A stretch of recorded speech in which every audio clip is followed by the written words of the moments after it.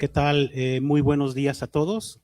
El Museo Regional de Chiapas del Instituto Nacional de Antropología e Historia les dan la más cordial bienvenida. Esta mañana continuamos con la serie de conferencias que se han organizado en el marco del 80 aniversario del descubrimiento de Bonampak.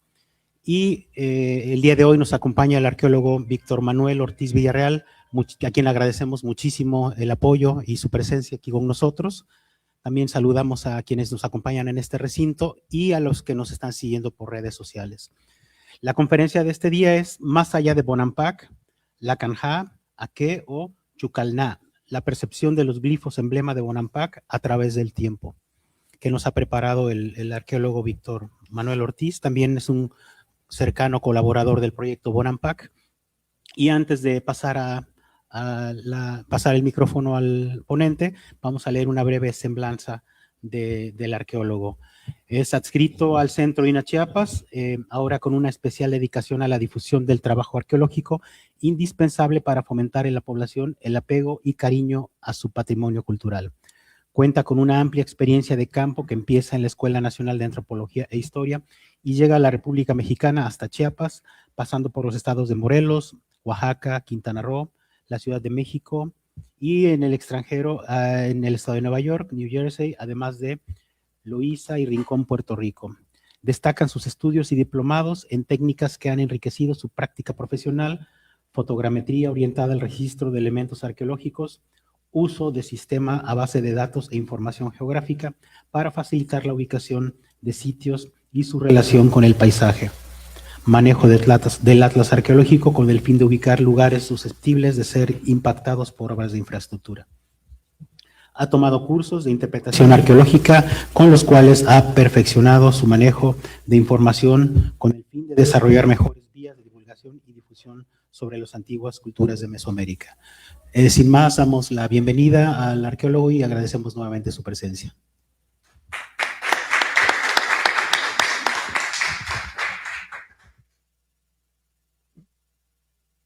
Hace ya mucho tiempo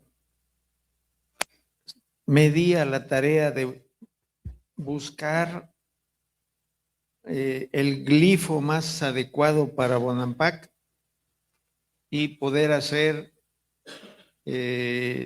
papelería que reflejara que eso era documento del proyecto. Y pues me encontré con dos cosas que después desarrollé y es parte de lo que sería el origen de esta necesidad de saber qué es Bonampak o cómo los antiguos mayas representaban el asentamiento de Bonampak.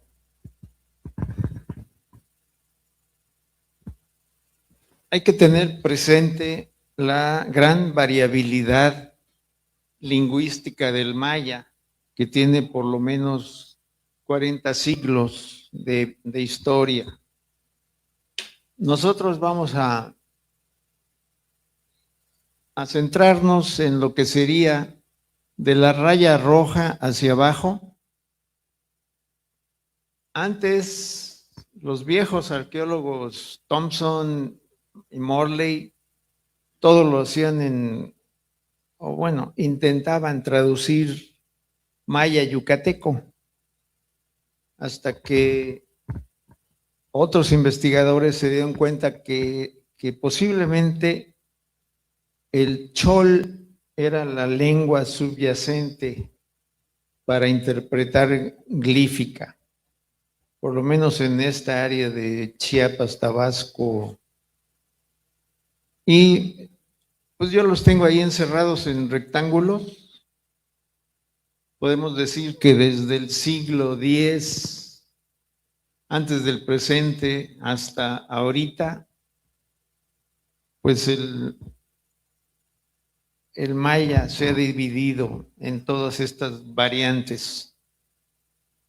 Y necesitamos tener muy en cuenta que la glífica maya involucra varias lenguas.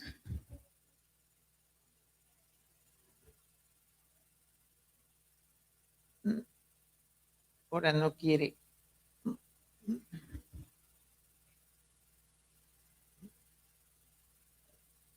Ya pasó, ¿verdad? No. ¿Qué son, pues, los glifos emblema? ¿O qué nos trae hoy a reunirnos en esta sala? Básicamente, allá por 54, 55, Heinrich Berlin, quien, hay que decirlo claramente, era un afinador de pianos que posteriormente pues llegaba a las haciendas en Yucatán y a afinar pianos y todo eso, y pues le dio por la arqueología, y él descubre que hay elementos glíficos asociados a los sitios. Yo asumo que visitó muchos lugares como afinador de pianos alemanes, y eso pues no queda más que agradecerle que se haya tomado el tiempo de hacer notas y de clasificar. Posteriormente, Tatiana Proskuriakov, allá por 1960, se inclina a pensar que los glifos emblemas se refieren al linaje o la dinastía, más que al lugar, mientras que Bartel sugiere que parecen referirse a los topónimos, así como a los nombres étnicos, citado por Matthews. Joyce Marcus y su esposo argumentan que el glifo emblema se refiere tanto al sitio como al territorio. O sea, no nomás un asentamiento, sino todo un lugar, área. Más tarde, Isabel Kelly argumenta que los principales signos de los glifos emblema son los topónimos, y al mismo tiempo Peter Matthews y Justeson sostienen que el signo principal se refiere a la unidad política sobre la cual un sitio tenía dominio, o sea, amplias áreas de terreno. La opinión posterior de Matthews hacia 1991 fue que los signos principales del glifo emblema se referían a la ciudad misma y al territorio sujeto a ella.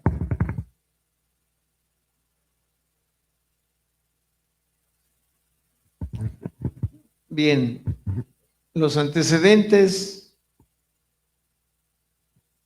los encontramos en Tatiana Proskuriakov, quien entre sus contribuciones está la interpretación de monumentos y glifos de Piedras Negras y Yaxchilán. En 1943 formula la hipótesis y trabaja en ella, que consiste en que los monumentos de Piedras Negras están distribuidos de manera preconcebida en función de quién los mandó erigir. Esto es, los edificios asociados a los personajes de los distintos linajes. Diversos indicios la llevan a imaginar que las estelas se pueden clasificar en 7 grupos, cada uno de los cuales podía representar un acto de un personaje. En esta hipótesis, los glifos que se repiten en los 7 grupos de monumentos empiezan a tener significado. Indican sucesos de la vida, tales como nacimientos, matrimonios, fallecimientos, entronizaciones, victorias en combate. También los nombres de hombres y mujeres que pasaron por ellos. Esto según Luis Ortiz Laguna.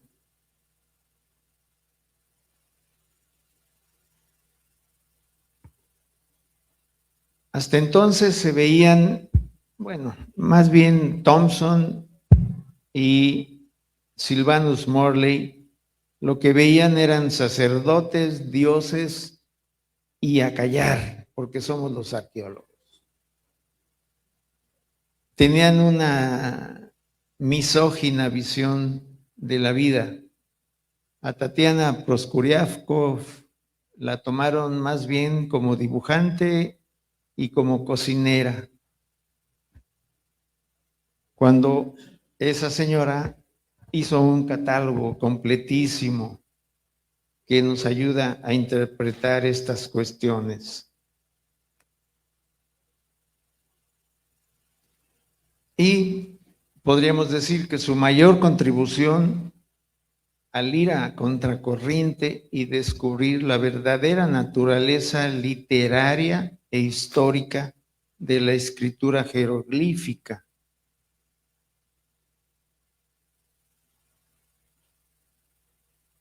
Heinrich Berlin establece la existencia de glifos especiales y exclusivos para cada ciudad maya, a los cuales llamó glifos emblemas. Actualmente se han descubierto que varios asentamientos comparten el mismo glifo emblema, por lo que tiene la idea de que funcionaron como nombres de paraje o territorio específico. Un glifo emblema está formado por 3 o más elementos, 2 prefijos constantes que significan Cujul Ajao o Divino Señor de, y una partícula principal que varía según el lugar geográfico de que se trate.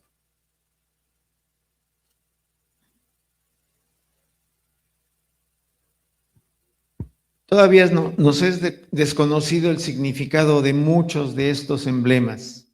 De todas maneras, parecen referirse a algo estrechamente vinculado con cada lugar. Podría tratarse, por ejemplo, del nombre mismo de cada localidad, de una deidad tutelar, de una dinastía. Esto según Berlin en su obra de 1958. Aquí algunos ejemplos, lástima que no se pueden localizar con esta cosita, pero tenemos lugares como Palenque, Yaxchilán, Copán, Naranjo en Guatemala, Machaquila, Piedras Negras, Ceibal, Tikal, los más representativos.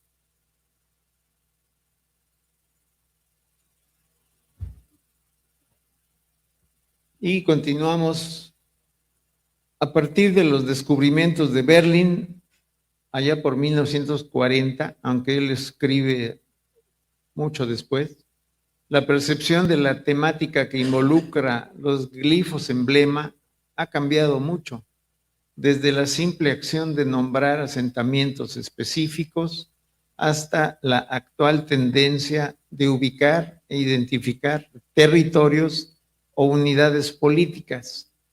Todavía nos es desconocido el significado de muchos de estos emblemas.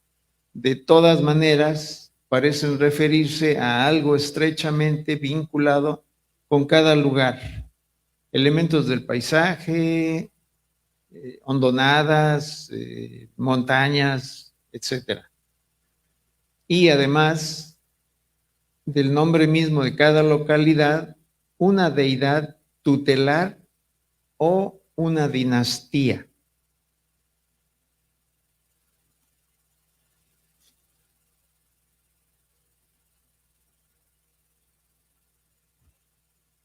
Esto implica algo más que variaciones en la percepción, es más bien una situación de cambios en los paradigmas de la investigación, desde la identificación de los nombres de los asentamientos bajo el comando o tutela de uno o varios personajes dinásticos, hasta la tipificación de númenes tutelares o chulelov de los mismos gobernantes.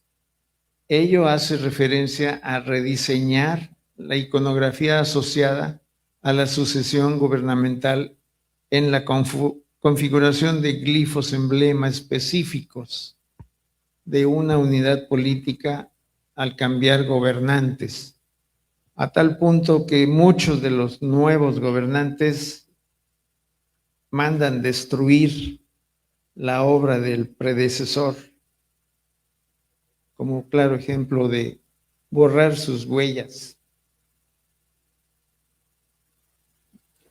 Bien, entrando a Bonampak, tenemos que el proceso de interpretación ha contribuido a definir con mucha más precisión la epigrafía, actualmente con un fuerte sesgo muy eurocéntrico, al comparar la dinámica sociopolítica de los estados fragmentarios mayas con feudos centroeuropeos. Eso lo tenemos en la mayoría de los epigrafistas son o rusos o polacos o ingleses. Hay pocos en México, tenemos uno aquí en Chiapas que es nuestro asesor personal, por decirlo así.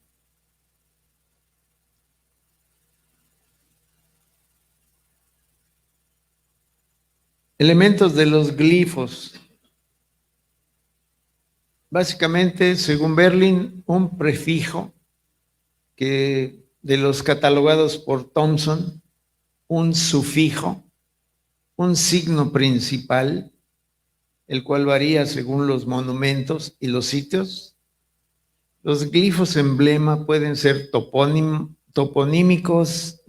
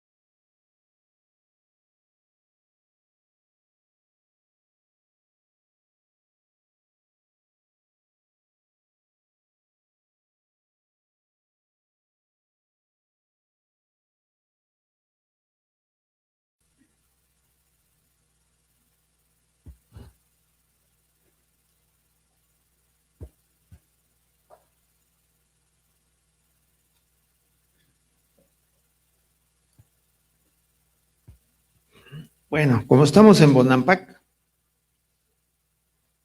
por lo menos sabemos a través de sus glifos, emblemas y sus lecturas de las escasas piedras y dinteles que hay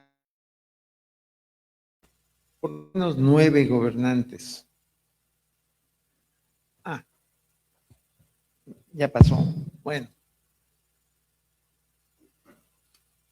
la interpretación de los nombres, ahí sí viene de cada uno de los investigadores.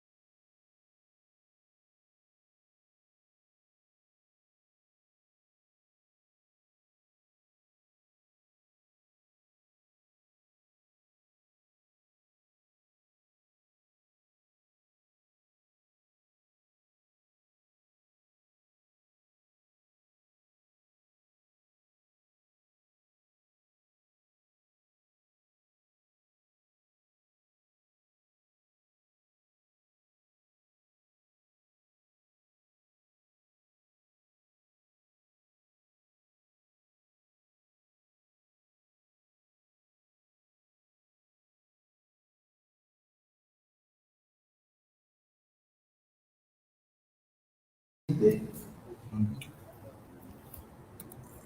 Dale clic. Ahí está. No, antes. Bueno, el glifo emblema dentro del Bonampak, pero creo que se saltaron Sí, ya, tres. ya quedó.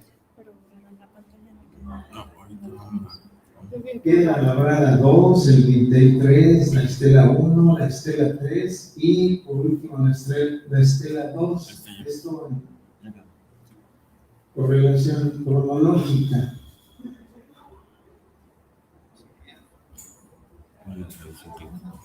La posición dentro de las piedras corresponde a una nomenclatura que ha sido descrita ya desde hace mucho tiempo.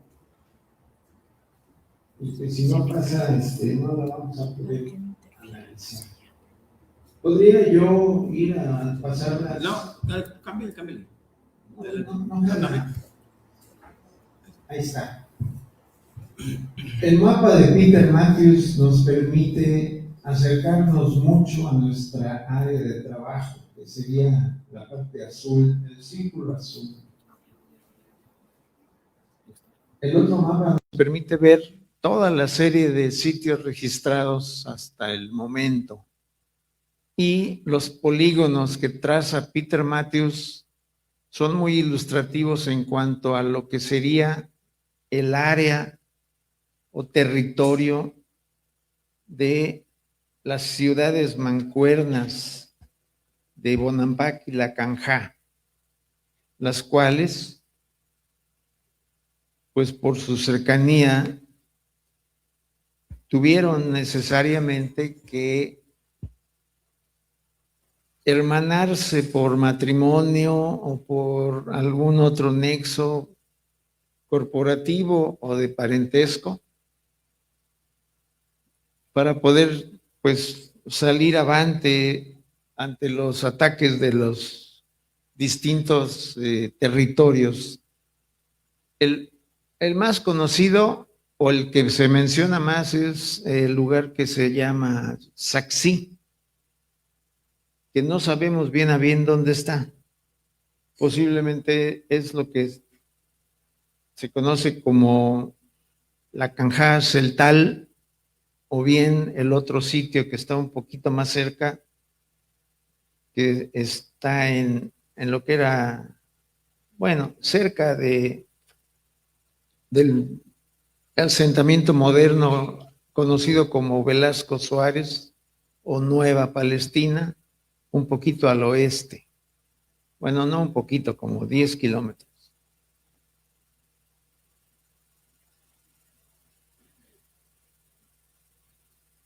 Bien, el anterior, por favor. Este es un trazo que hizo Alejandro Tobalín y un servidor hace mucho tiempo, en donde marcamos los sitios que nosotros, pues, teníamos conocimiento o habíamos visitado en algún momento, con una distancia de 3 a 9 kilómetros entre cada uno. Están marcados Yaxchilán, Bonampak, La Canjá, Nuevo Jalisco, Rancho Ojos de Agua, Nuevo Chetumal, entre otros. Y hay una correlación con los polígonos de Peter Matthews, o sea que no andamos tan equivocados, es lo que creemos, ¿no? Al final de cuentas, uno cree en su trabajo, si no, ¿para qué trabaja? Bien, quién sé qué pasó, pero bueno, creo que ya se vio. Ese ya se vio, el Valle de Sumacinta, variantes del glifo emblema de Bonampak, reconocidos en toda esa serie de piedras, dinteles, paneles, dentro del lugar y fuera del lugar. Podemos ver la gran variabilidad de formas, algunas de ellas más bien debidas al artista que las plasmó o a la concepción de estas cuestiones en tiempo. Y este es otro de los mapas que nos indican esta presencia del glifo de Bonampak en otros lugares y nos marcan o nos indican que estamos bastante cerca de creer que Bonampak y la Canjá conforman una unidad política muy bien definida con otros sitios que estaban bajo su, pues digamos que férula o administración. Y este es publicado por Armando Anaya en uno de sus muchos libros recientes.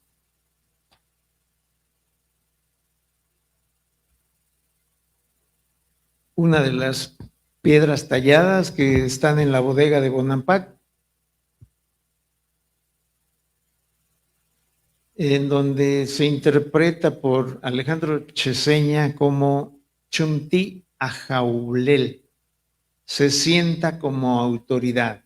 O sea, uno de los gobernantes toma posesión del trono.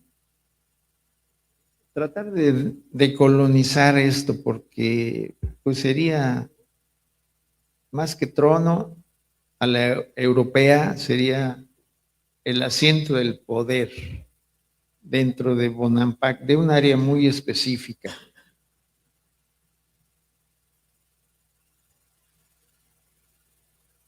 La piedra labrada número 2, que es el gobernante en turno, fungiendo como la deidad lunar, incluso con su conejito aquí cargado, que se refleja posteriormente en una leyenda mexica o teotihuacana, o que ha perdurado en tiempo y forma, ¿no?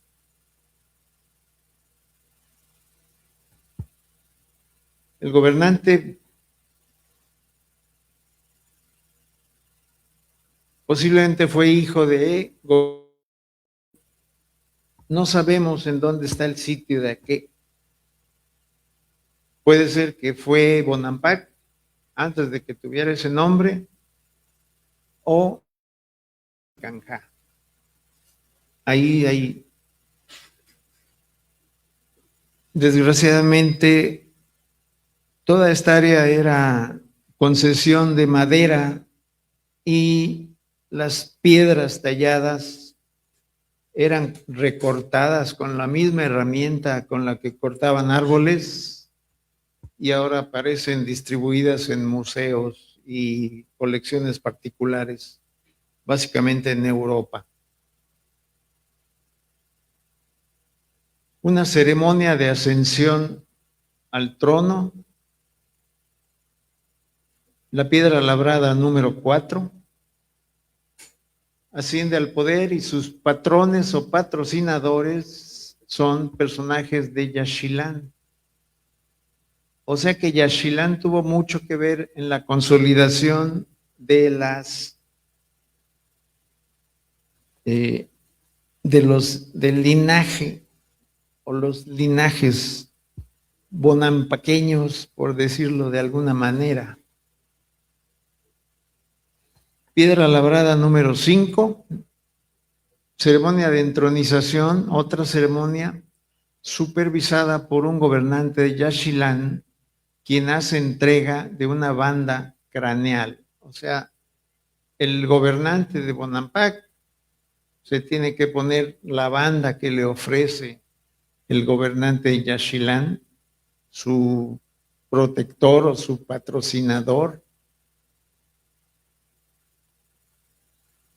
ambos haciendo pues reverencias, el de Yaxchilán, que es el de la izquierda, con la mano en el hombro contrario, en señal de respeto. En otras circunstancias sería sumisión. Y el otro, pues como que invitándolo a, vámonos al banquete, ¿no? No son chistes, más bien son rebuznadas, pero tenemos que entender que esto ocurría en un día específico en donde había pachanga, fiesta. No era solamente la ceremonia, lo único que quedó plasmado fue ahora sí que la entrega del poder.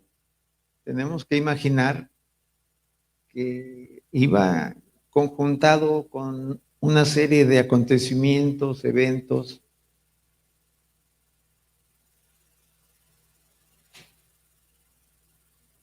Esta es una reproducción que adquirí en Palenque, de las que vendía el difunto arqueólogo, ¿cómo se llamaba? El hijo del viejito, Alfonso Morales, se dedicaba a hacer moldes. Este molde no tiene más de 10 centímetros, es media página, pero es bastante expresivo porque es una piedra que está en Dumbarton Oaks, en Texas, que fue extraída del país por posiblemente un alemán, y nos muestra al padre de Chanmuán II, o Telech, retratado en el momento de su entronización. Se puede decir que este personaje, su hijo, son los fundadores del efímero linaje de Xucalná, que era el lugar conocido.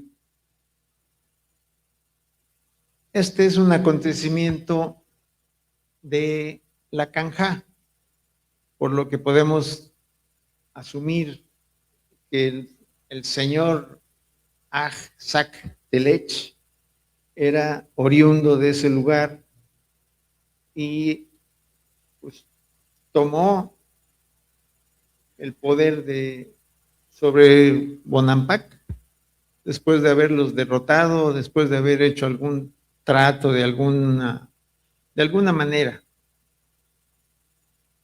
para que funcionaran como ciudades mancuernas, que es la misma situación que Palenque y Tortuguero y muchas otras ciudades mayas. De un lugar eran los gobernantes y de otro lugar eran las esposas o las consortes. La estela 1, celebrando los primeros 5 años de gobierno de Chanmuán II, o primer final del Jotun. En la banda, al pie del personaje, es lo que está arriba, se localizan los nombres de sus progenitores. El padre, Asak, en donde el glifo T742 se refiere a algún reptil o anfibio como su numen tutelar. Su madre es referida con el signo achurado T602 o PAM y un cráneo. Esto se puede ver en vivo cuando uno entra a la gran plaza y es una estela que está mirando hacia lo que es la Acrópolis. El personaje en este caso es referido como el heredero de la dinastía iniciada por su padre, de acuerdo con Peter Matthews, en 1980. Se puede ver al personaje ricamente ataviado, con una lanza ceremonial, y uno de los distintivos es que el ojo izquierdo tiene pupila, algo que no se ve muy frecuentemente en estos trabajos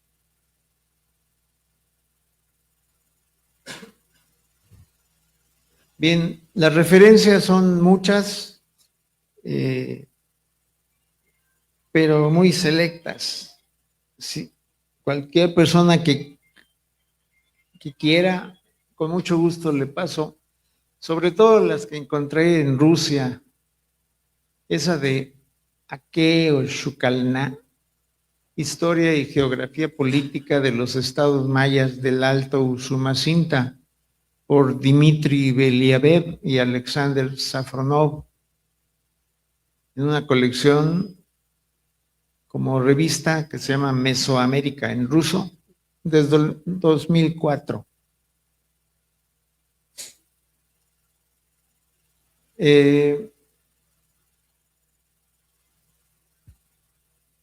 Están bastante dispersos, desde Rusia, pasando por Polonia, universidades norteamericanas, libros viejos como Maya Cosmos, que ya tiene sus más de 40 años, pero que son, pues, tienen un cierto valor por toda la investigación que implican.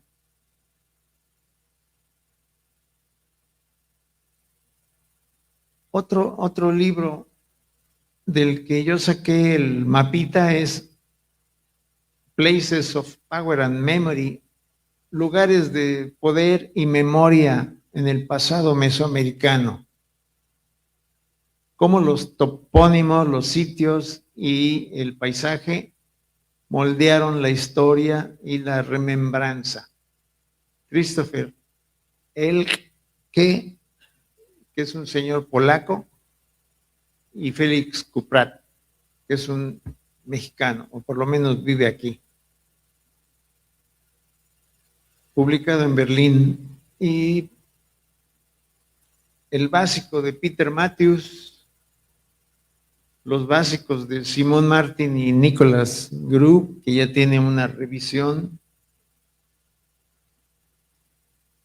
Y ya por último, un ejercicio mental. Lo que ocurre en las pinturas, que esto es solo una parte, posiblemente sucedió en la escalinata que da acceso a la Acrópolis. 7 escalones de un lado, 7 escalones del otro, acá con todos los... El rectángulo que se ve en medio es la entrada al cuarto. Y se retrata el suplicio y la muerte de los enemigos, casi desnudos, y los gobernantes o los ganadores, pues ricamente ataviados y con sus lanzas con piel de jaguar y paraditos en lo que sería el último escalón del acceso principal a la Acrópolis. Es importante, pues, por lo menos tener en cuenta que los diversos pintores que participaron y que no terminaron su trabajo, porque las pinturas están incompletas, no por destrucción, sino porque no las terminaron, pues dejaron plasmado elementos que podemos distinguir como los lugares en donde se efectuaron los eventos. Y pues mi correo electrónico, con mucho gusto les paso información, porque si bien a mí me costó encontrar un buen traductor para el ruso, que yo creo que son los trabajos más importantes, porque es la escuela de Norosov llevada a cabo por gente que tenemos pues a la mano, por decirlo así. Bien, eso es básicamente todo. ¿Preguntas, dudas?